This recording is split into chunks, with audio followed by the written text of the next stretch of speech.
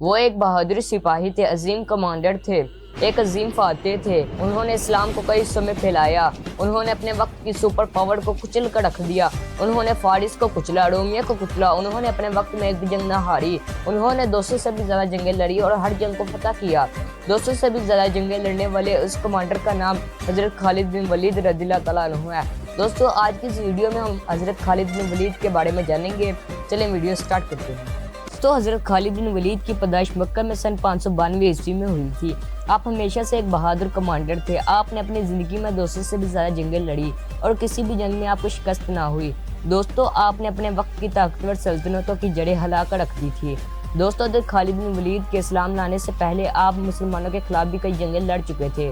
جنگ احد، جس میں ہمارے پیارے نبی کے دان شہید ہوئے تھے، اس جنگ میں کافروں کی کمان حضرت خالد بن ولید نے سنبھال رکھی تھی۔ دوستو، جیسا کہ میں نے آپ کو بتایا کہ حضرت خالد بن ولید رضی اللہ تعالیٰ عنہ اسلام لانے سے پہلے کافر تھے۔ انہوں نے کئی ساری جنگیں مسلمانوں کے خلاف لڑی۔ اسلام لانے سے پہلے آپ رضی اللہ تعالیٰ عنہ بہت پریشانی میں رہتے تھے۔ آپ کی پریشانی کی وجہ مسلمانوں کی بڑھتی ہوئی طاقت تھی۔ وہ سوچتے تھے کہ جب بھی کافروں نے مسلمانوں کو للکارا ہے تو اپنے بہترین جنگی ہتھیاروں کے ساتھ اپنے منہ کی کافروں کو کھانی پڑی ہے۔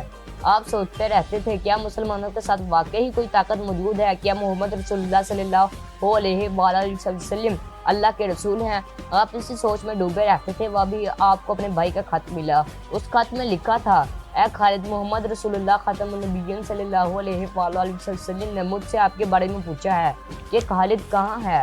میں چاہتا ہوں کہ آپ اس اندھیری دنیا سے نکل کر اسلام کی روشنی میں آ جائیں۔ دوستو، حضرت خالد بن ولید پر اس خط کا ایسا اثر ہوا کہ آپ فوراً مکہ چلے گئے اور رسول اللہ کے پاس جا کر فوراً اسلام قبول کر لیا۔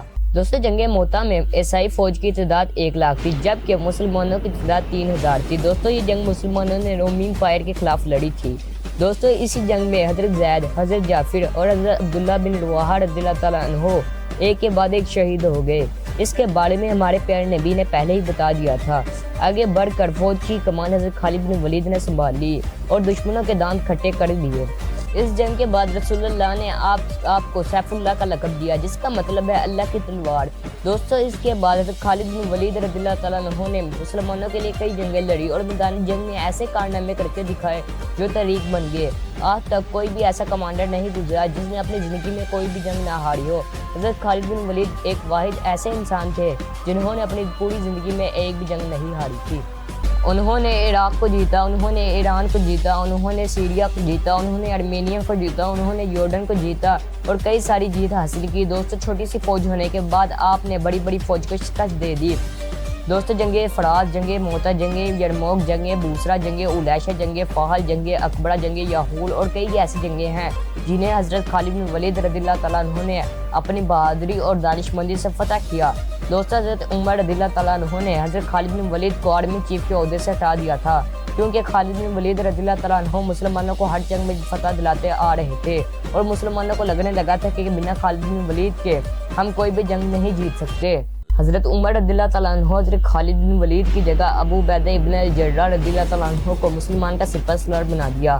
مسلمانوں کے درمیان باتیں شروع ہو گئی کہ حضرت عمر رضی اللہ تعالیٰ عنہ نے یہ کیا کیا، اتنی بڑی فوج سے مسلمان بنا حضرت خالد بن ولید رضی اللہ تعالیٰ عنہ کے کیسے جیتیں گے؟ لیکن اللہ کے فضل سے مسلمانوں نے جنگ یرموک فتح کر لی۔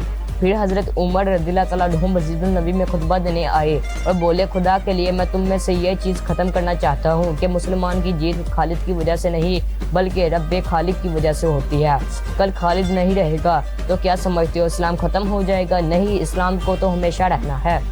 دوستو، حضرت خالد بن ولید رضی اللہ تعالیٰ عنہ کے آخری وقت میں بیماری کی وجہ سے بستر پر آ گئے۔ حضرت خالد بن ولید کی خواہش تھی کہ ان کی شہادت کی وجہ سے موت ہو۔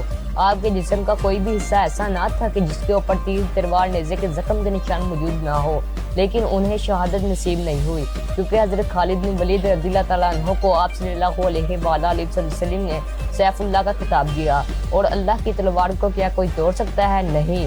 حضرت خالد بن ولید نے فرمایا کہ اگر موت لکھی نہ ہو تو نصیب میں موت خود جا کر زندگی کی حفاظت کرتی ہے، اور جب موت مقدر میں ہوتی ہے تو زندگی خود جا کر موت سے لپٹ جاتی ہے۔